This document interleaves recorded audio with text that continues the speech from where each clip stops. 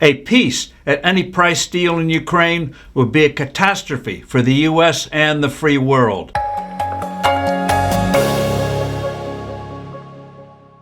Hello, I'm Steve Forbes, and this is What's Ahead, where you get the insights you need to better navigate these turbulent times. President Donald Trump deserves praise for doggedly pursuing peace with some stunning successes in all parts of the world. But the biggest, most important unresolved conflict is the bloody war in Ukraine. And here, the danger is pushing a plan that would be seen as leading to the ultimate subjugation of that country by Putin.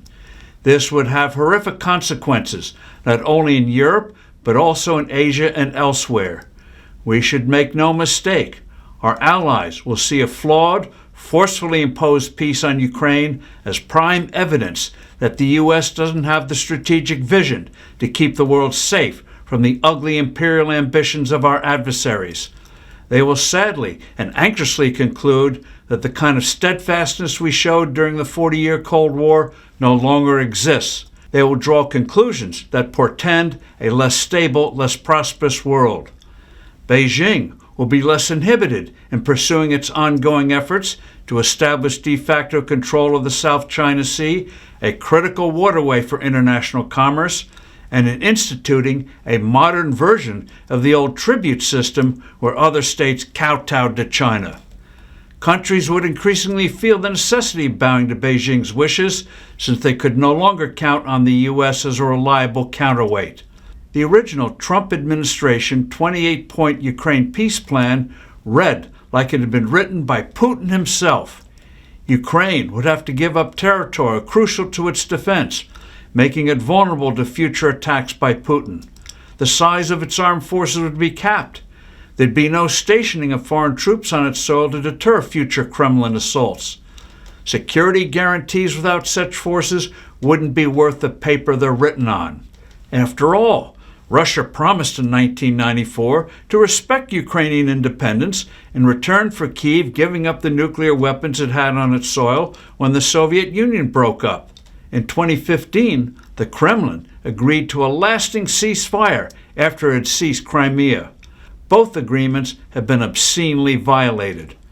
Fortunately, there has been blowback from a shocked Europe and security experts in our Congress.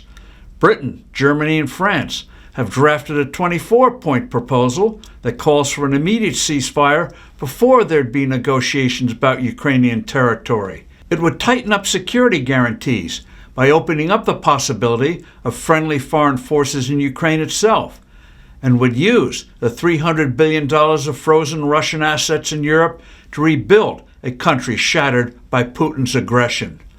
Talks are currently taking place between the administration, Europe, and Ukraine, but the likelihood of a plan that actually guarantees a truly independent Ukraine are nil.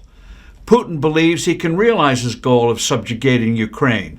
He could then credibly threaten states that were once part of the Soviet Union, mainly Lithuania, Latvia, and Estonia, so they would become vassal states of the Kremlin.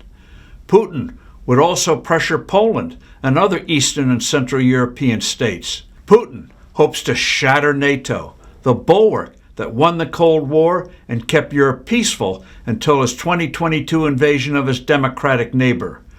Putin's plan is simple: drag his feet until the U.S. loses patience and forces a virtual Ukrainian capitulation.